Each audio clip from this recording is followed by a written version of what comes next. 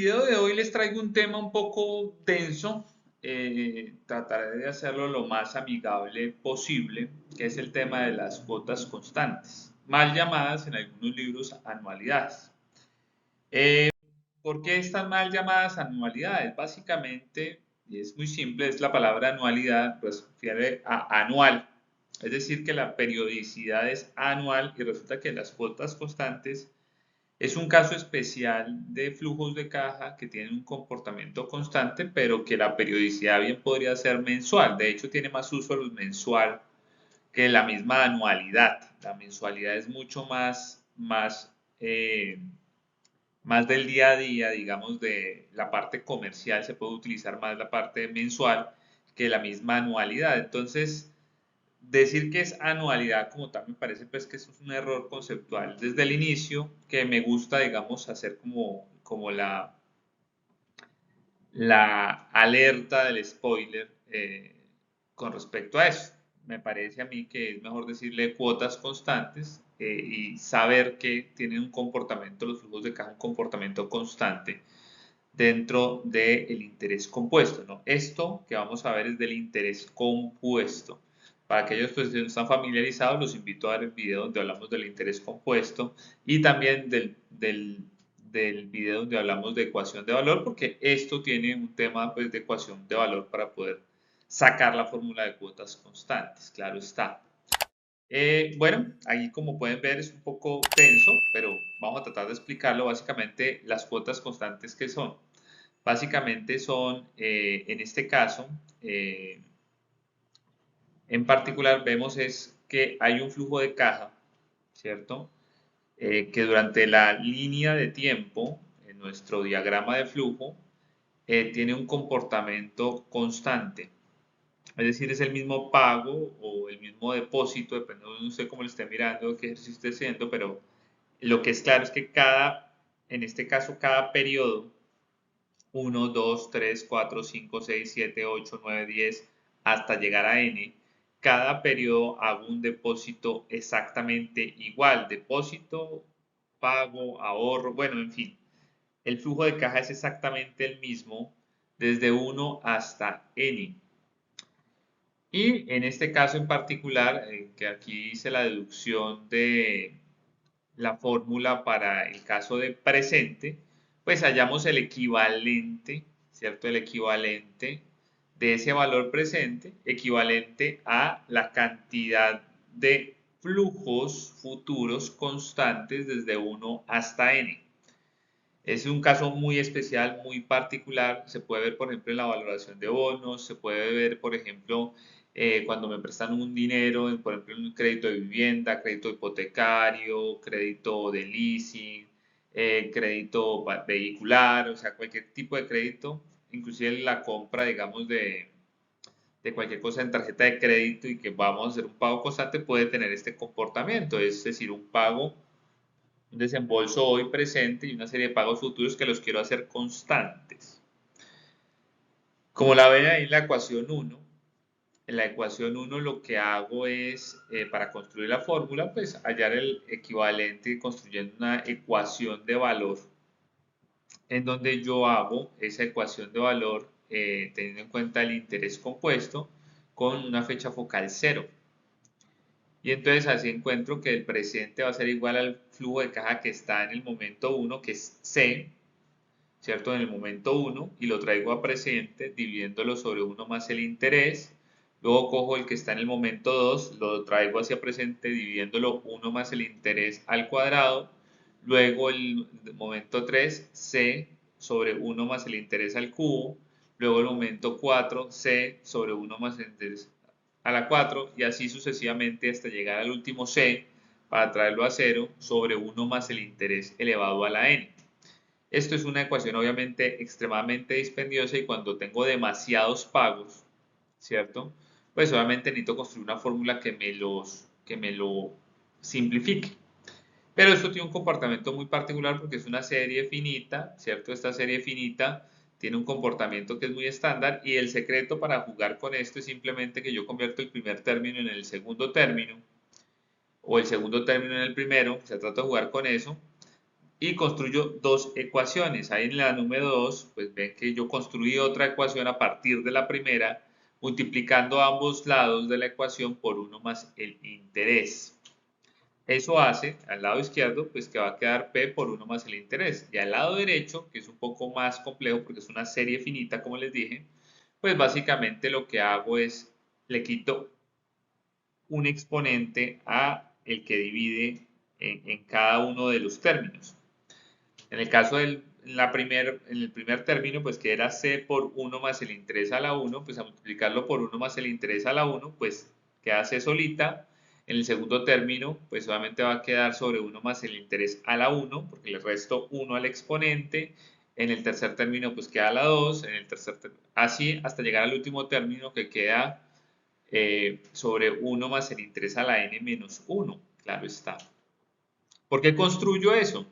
Básicamente porque las dos ecuaciones que son dos balanzas, ¿cierto? Que están en equilibrio, que la igualdad se cumple porque el concepto se cumple, pues yo puedo operar ambos lados de la ecuación, lo hago en el tercer renglón, en el resto de 2, 1, y me puedo eliminar toda esta cantidad, digamos, de términos que están entre 1 y n menos 1. ¿Cómo lo hago? Pues básicamente los cancelo. Al restar de la segunda ecuación, resto la primera. Y me va a quedar, pues obviamente, C positivo, ¿cierto? Y me va a quedar menos C sobre 1 más el interés a la n. Haciendo un poco de factorización, me queda al lado izquierdo P más PI menos P, y al lado derecho, pues me queda C por 1 más el interés a la n menos C sobre 1 más el interés a la n. Aquí hago otra factorización al gusto. En otros libros ustedes van a encontrar que hacen otra factorización, pero al final nos va a dar exactamente lo mismo. Y al final me queda que el valor presente equivalente a n pagos futuros, esos n pagos futuros arrancando en 1 y terminando en n, pues va a ser igual a c por 1 más el interés elevado a la n, siendo n la cantidad de pagos, menos 1 sobre el interés por 1 más el interés a la n. Y esta es la fórmula, digamos, que me hace equivalente un valor presente a una serie de pagos futuros que son constantes, que van desde 1 hasta n. Y esta formulita es la que vamos a utilizar. Esto es un poco, digamos, de orientación. Y la idea de la orientación es saber de dónde salió la fórmula. Y me parece, pues, que es, digamos, válido. Pero, pues, entendámoslo a través de ejemplos. ¿Ok? Vamos con el primero. El ejemplo es el siguiente, es cuál es el valor que estaría dispuesto a pagar por un bono de valor nominal o facial de $10,000 que le reconoce el 6% nominal anual mes vencido a 5 años si la tasa actual de descuento de mercado es del 0.667% mensual. Acá hay varios elementos a tener en cuenta, unos conceptuales muy importantes. Lo primero, ¿cómo se halla el valor de algo? Entonces, el valor de algo es muy sencillo, simplemente que las cosas valen por la capacidad de generar flujos de caja a futuro, y esos flujos de caja a futuro los descuento, ¿cierto? Los traigo a presente, en este caso, con una tasa de interés que es la tasa de interés de mercado con la cual voy a evaluar, digamos, este título o valor en particular. La construcción es muy sencilla, la construcción del título de valor es un título de valor que va de 1 a 60, que de 1 a 60 hay pagos de 50. ¿Por qué 50? Es muy simple, nos está diciendo que el valor del bono reconoce el 6% nominal anual mes vencido, divididos entre 12, y tengo que eso es el 0.005, ¿cierto? Y ese 0.005, pues básicamente al multiplicarlo por los 10,000 me da que cada mes me va a dar $50 ese bono en particular. Al final, obviamente, me tienen que volver el capital o el valor inicial del bono, que son los $10,000. Y es la construcción que está ahí en el dibujito a mano izquierda. ¿Cómo hallo el valor del bono? Pues básicamente lo que hago es traer a presente todos estos flujos de caja con la tasa de interés que me facilitaron, que es del 0.667% mensual. Y entonces utilizo la fórmula que me dieron. Simplemente cojo 50 por 1 más ese 0 más el interés elevado a la 60 menos 1 sobre el interés por 1 más el interés elevado a la 60 más Y aquí hay otra parte adicional del término y son esos 10.000 que están por ahí volando, están por fuera, digamos, de la construcción de la fórmula, hay que traerlo por aparte. Esos 10.000 que están en el periodo 60, pues habría que traerlos a cero al dividirlo sobre 1 más el interés elevado a la 60. Y esa totalidad, la suma de esos dos elementos, tanto de las cuotas constantes traídas a presente como ese valor facial o nominal traído a presente, pues me va a dar el valor del bono. Y finalmente, pues obtengo que el valor del bono es 9.176.46. Eh, Aquí abajo pueden encontrar también, pues, esto es, digamos, dos fases, ¿no? La primera, pues, digamos, entender qué es lo que estoy haciendo, tratar de jugar un poco con las ecuaciones, despejar, entender, jugar. Y la otra, pues, básicamente, páselo usted a Excel y trabaje con eso en Excel. En Excel hay una fórmula que ya me hace esto que yo les acabo de mostrar anteriormente y les acabo de mostrar aquí el ejemplo y es la fórmula BA o valor actual. Esto es en español, ¿no? No sé en inglés, me imagino que debe tener alguna otra variante de pronto en las siglas. Pero básicamente ese valor actual le tengo que dar unos términos, unos datos para que me arroje el resultado. En este caso esos términos son la tasa, el número de periodos, el valor del pago o el depósito que le voy a hacer, el valor futuro, si tengo un valor futuro que también tengo que traer a presente luego de ese número de pagos, en este caso sí hay ese valor futuro, y el tipo que tiene que ver cuando los depósitos son al principio del periodo o al final del periodo, en este caso pues son al final del periodo, usualmente no le colocamos nada o le colocamos cero. En el tipo se coloca 1 cuando es anticipado, pero pues en el momento no lo vamos a tener en cuenta para no complicar un poco lo que estamos tratando de explicar. En este caso, pues simplemente le damos la tasa que es del 0.667%, le damos los 60 periodos, le damos el pago. Recuerden que Excel entiende, digamos, los signos cuando se habla referir a pago, significa un depósito, ¿cierto? Eh, le voy a poner negativo menos 50 para que al final me dé pues el resultado en positivo. Y el valor futuro obviamente también tiene que tener el mismo signo, menos 10.000 en este caso, y el tipo pues como les decía cero, y ahí me va a dar exactamente el mismo resultado. Recuerden que el signo es muy importante para Excel. Si ustedes le ponen 50 y le ponen 10.000, el valor actual va a dar negativo.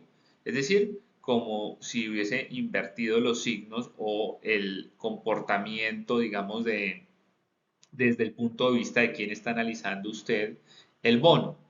Eh, es simplemente eso. Pero el signo simplemente me dice es, oiga, quién es el acreedor, quién es el deudor. Desde cualquiera de los dos puntos de vista usted lo puede analizar. Eh, Saltemos al siguiente despeje de esta fórmula. El despeje de esa fórmula pues es extremadamente sencillo, que este despeje que es cuando nos interesa saber cuál es la cuota, ¿cierto? Este es muy importante porque este despeje nos sirve para saber, por ejemplo, cuál es la cuota por millón cuando voy a ir a comprar un vehículo. Digamos, usted tiene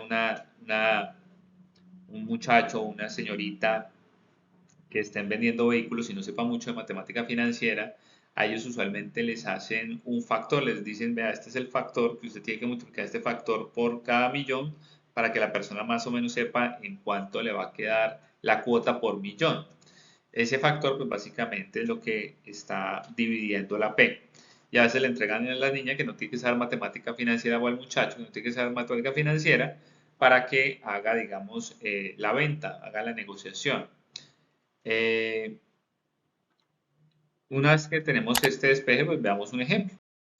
En este caso, Pablo pretende comprar un automóvil esta semana. Para ello ha visitado varios concesionarios de autos y ha terminado por escoger una Veo Motion 1.6, 5 puertas y aire acondicionado, cuyo costo es de 38.200.000 pesos. Actualmente él cuenta con 15 millones en efectivo y requiere financiación por el saldo del vehículo. La corporación GMAC le ofrece las siguientes condiciones: en plazo de 3 años, un interés del 1.5% mensual, cuotas o pagos mensuales constantes al final de cada mes. ¿Cuál será el valor de la cuota a pagar? Extremadamente sencillo. Obviamente, pues necesitamos saber cuál es el valor que vamos a financiar. Es extremadamente simple sacar ese dato, simplemente cogemos de los 38.200.000 pesos, le descontamos lo que este muchacho tiene para abonar como cuota inicial, que son 15 millones de pesos. Sabemos que nos van a financiar 23.200.000 pesos y simplemente lo metemos a la fórmula reemplazando el interés por el 1.5% y el N por 36 pagos o 36 cuotas. Esto nos da al final 838.735.5. ¿Cómo funciona eso internamente? Básicamente, internamente lo que está sucediendo es que se crea una cuota constante en donde al principio se paga mucho interés y se abona muy poco a capital, pero a medida que va pasando el tiempo, como se van haciendo cada vez mayores abonos a capital, se debe menos dinero, los intereses se cobran sobre el saldo y obviamente los intereses se empiezan a reducir a lo largo del tiempo. Y lo que hago es que simplifico para la persona que pide el préstamo porque todo el tiempo va a pagar siempre el mismo valor. Es extremadamente sencillo de vender un crédito en estas condiciones. Es, vea, le entrego a usted bien como tal esta casa, este carro, ¿cierto? Esta lavadora, este electrodoméstico, lo que sea, y usted va a pagar cuotas constantes de tanto. Entonces, como es extremadamente sencillo entenderlo, es extremadamente simple venderlo. Por eso lo interesante del tema de cuotas constantes.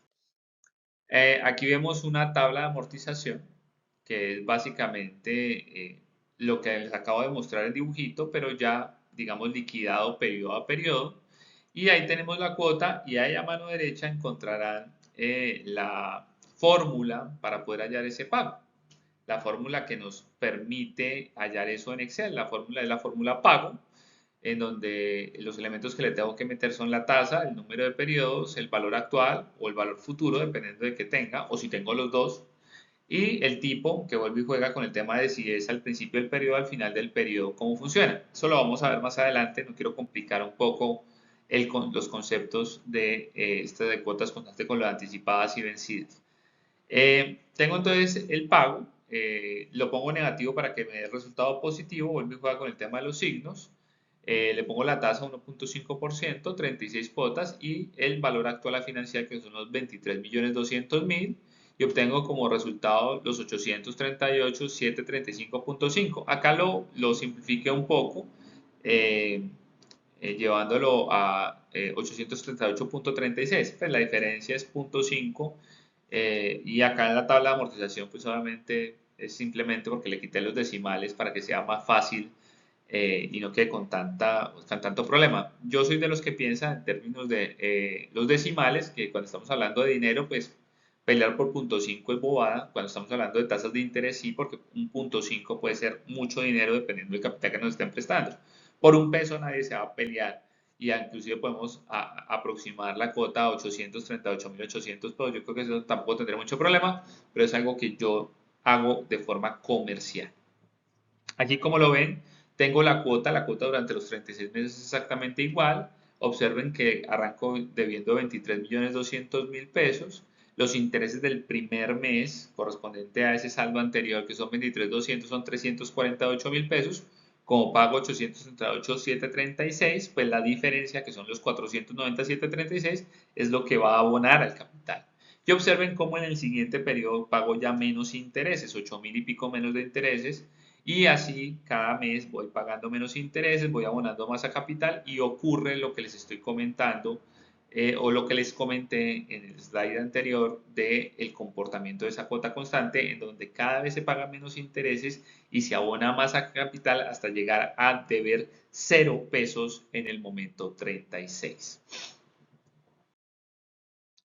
Aquí tenemos otro despeje, cuando lo que nos interesa es hallar el número de periodos. Este despeje es un poco más fastidioso, un poco más complicado.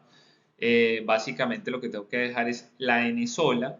Para ello, pues parto de la misma fórmula. En este caso, saqué la c y saqué el interés del lado derecho de la ecuación, pasando a dividir y a multiplicar respectivamente. Multiplicar el interés que estaba dividiendo, dividir la c que estaba multiplicando el factor.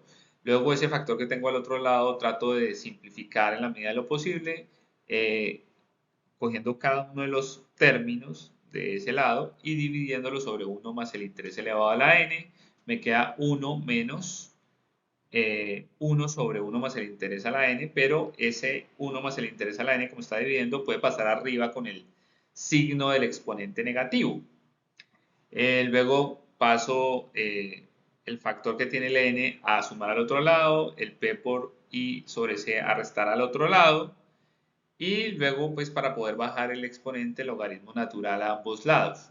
Luego que tengo logaritmo natural a ambos lados, puedo bajar el exponente que es menos n y finalmente factorizo pasando a dividir y el menos pues dejándolo al otro lado, ¿cierto? Al multiplicar por menos 1 a ambos lados y me queda finalmente que n va a ser igual a menos logaritmo natural de 1 menos p por i sobre c sobre el logaritmo natural de 1 más el interés. Esta es la formulita que me encontraría la cantidad de pagos necesarias y equivalentes entre una suma actual P y una cuota constante a lo largo del tiempo con un interés determinado. Veamos un ejemplo. Ejemplo, acá tenemos cuántas cuotas he de cancelar por un préstamo de 100 millones de pesos si tengo un flujo disponible para la cancelación del mismo de 2.224.444.77 pesos mensuales y la tasa de interés es del 1%. Básicamente, pues reemplazo en la fórmula, me queda que n va a ser igual a menos el logaritmo natural de 1 menos los 100 millones de pesos por el 1% sobre los 2.224.444.7 sobre el logaritmo natural de 1 más el 1%. Eso me da 60 cerrado. Ese es con fórmula, obviamente en Excel es simplemente coger la formulita que me hace esta matemática. Esa formulita es la fórmula NPER, le tengo que dar la tasa, el pago, valor actual, valor futuro, en caso de cuál es el que tengo, y el tipo otra vez el cuento de si es al principio del periodo la cuota o al final del periodo. La tasa entonces es el 1%, el pago, observen que aquí es muy importante los signos, sabemos que el pago, observen, le puse el signo negativo, ¿cierto? En este caso, 2.224.444. Y observen que el valor actual lo pongo en positivo, porque sé que ese es el dinero que a mí me ingresa como valor prestado. El otro es lo que yo tengo que pagar por ese préstamo. Observen que el signo es muy importante porque si no me va a salir un error cuando ejecute la ecuación. Al hacer esto, obviamente el valor futuro es 0 y el tipo pues no lo pongo porque igual la fórmula no lo requiere. Siempre, si usted no le pone nada, asume que usted no se va a meter con el cuento de anticipadas o vencidas. Y ahí obviamente me genera, digamos, el mismo 60, ¿ok? Salimos entonces con otro tema. El otro tema que nos interesa ver es cuando lo que quiero ya no es la equivalencia de una serie de depósitos o pagos con su presente, sino esa equivalencia de depósitos y pagos con su futuro. Hago exactamente lo mismo que hago en el caso del presente, construyo una igualdad, ¿cierto? Una ecuación de valor, perdón, donde la fecha focal que escogí en este caso es n, el momento n, y empiezo a llevar cada uno de esos valores, todos esos pagos constantes hasta n. Entonces, así observan, en n ya hay un pago, c, luego llevo el que está anterior a ese, en n-1, multiplicándolo por 1 más el interés, luego cojo el que está en n-2 por 1 más interés al cuadrado, luego así hasta coger el último de los términos, que es el término que está en el momento 1, y ese tendrá que recorrer n-1 periodos para llegar a n. Tengo ya la construcción de esa ecuación de valor que es extremadamente complicada, es una serie finita, ¿cierto? Y lo que hago es simplemente el viejo truco de convertir el primero en el segundo y multiplico ambos lados por 1 más el interés y me queda al lado izquierdo pues f por 1 más el interés y al lado derecho pues empiezo a convertir la primera c, me queda multiplicada por 1 más el interés, la segunda c me queda por 1 más el interés al cuadrado, la tercera c me queda por 1 más el interés al cubo y así hasta llegar a la última c que me queda por 1 más el interés a la n menos 1 más 1, obviamente esos menos se cancelarían, me queda la n y ya queda esa construcción. De restar, ahora tengo lo mismo, dos balanzas, cojo la balanza, simplemente cojo y resto lo que está a ambos lados de cada balanza. de 2 resto 1, al lado izquierdo me va a quedar que f por 1 menos 1 más el interés menos f, y al otro lado me va a quedar menos c más c por 1 más el interés a la n. Arreglando un poquito, me va a quedar al final que el futuro es igual a la cuota constante por 1 más el interés elevado a la n menos 1 sobre el interés. Un poco complicado, un poco difuso, pero pues esta es la demostración de dónde sale esa formulita que podemos ver en los libros. Una vez que yo ya tengo esta fórmula, podemos utilizarla en un ejemplo. Veamos el ejemplo en particular. En este caso, Libardo, con el fin de garantizar el estudio de su hija, iniciará a fin de este mes un ahorro programado mensual en un fondo por medio de débito automático de su cuenta de ahorros. Dicho ahorro será de 120.000 pesos. Actualmente la hija de Libardo tiene un año recién cumplido y espera que ingrese a la universidad dentro de 17 años. ¿Cuánto tendrá disponible cuando su hija ingrese a la universidad si el fondo renta el 1% mensual? Pues aquí tenemos obviamente el primer elemento, que es la cantidad de depósitos, son 192 depósitos, a multiplicar la cantidad de años por los años que nos quedan faltando para que la hija de Libardo ingrese a la universidad, y simplemente reemplazamos, ¿no? 120.000, 192 son la cantidad de depósitos, el interés es el 1% y nos da 69.074.636.89. También existe una fórmula en nuestro Excel que nos halla ese valor futuro. La fórmula es BF. Simplemente le damos la tasa 1%, N per 192, pago de 120.000 o menos 120.000, dependiendo cuál ustedes le metan, pues va a dar positivo o negativo. Vuelvo, insisto, en el tema de los signos. Valor actual si tiene valor actual y tipo con el tema de las anticipadas o las vencidas. Y nos da los mismos 69.074.636.89. Aquí vemos otro despeje de esa fórmula que dedujimos hace un par de slides, donde el futuro es igual a la cuota constante por 1 más el interés elevado a la n menos 1 sobre el interés. ¿Y cómo lo sacamos? Simplemente pasamos a dividir ese factor, ¿cierto? Para poder hallar la cuota. Damos un ejemplo. El ejemplo, uno de los problemas que presenta vender una excursión en un colegio estrato medio o bajo es que los pelados no tienen la plata. La solución, hacer eventos con los cuales se recoge a través del año parte del dinero. Dichos eventos por lo general también los tiene que desarrollar la agencia.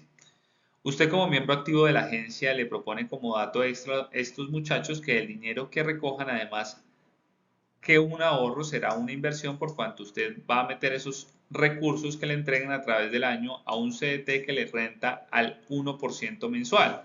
¿De cuánto habrán de ser las dos entregas iguales propuestas a los pelados al final de cada mes del año, si la excursión les vale con pasajes y todo incluido en Decameron la suma de 1.600.000 pesos?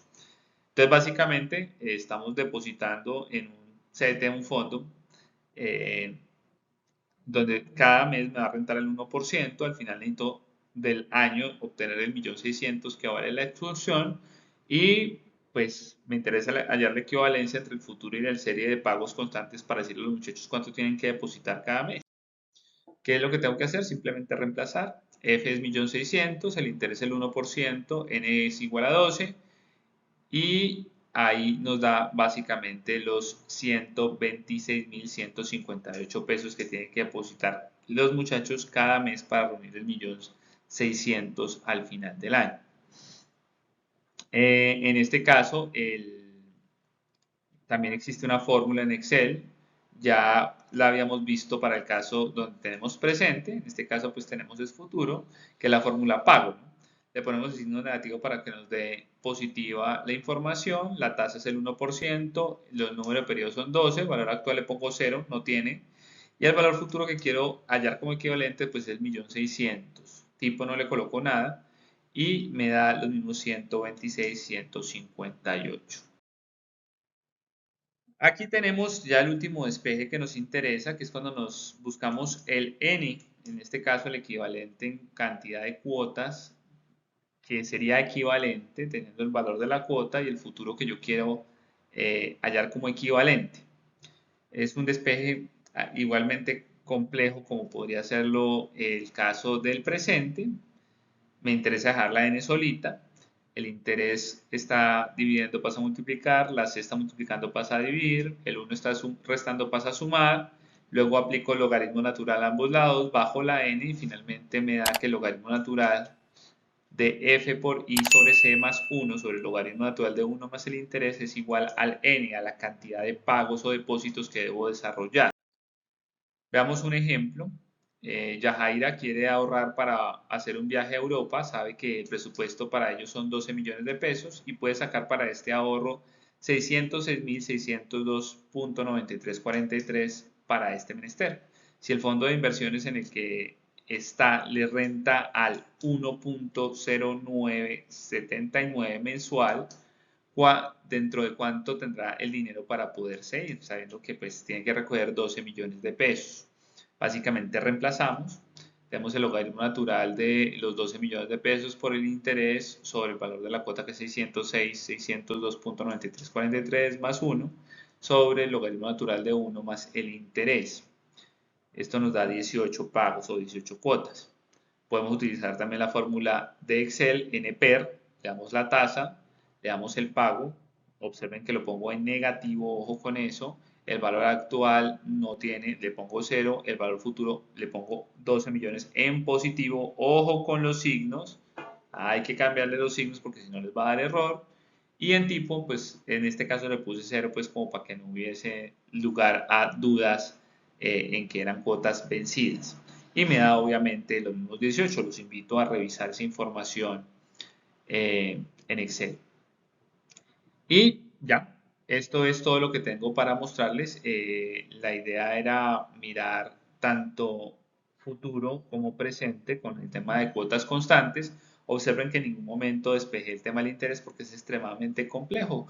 Pueden salir raíces muy complejas y obviamente se convierte esto en un parcial de cálculo más allá que un parcial de matemática financiera, el poder resolver este tipo, digamos, de incógnitas. Para ello, pues, se hará la construcción de un flujo de caja en un Excel y obviamente con la función TIR, tasa interna de retorno, pues podemos hallar el interés como tal. Creo que esto es todo por hoy y espero que les haya servido la información que les acabo de suministrar. Nos vemos en otro video.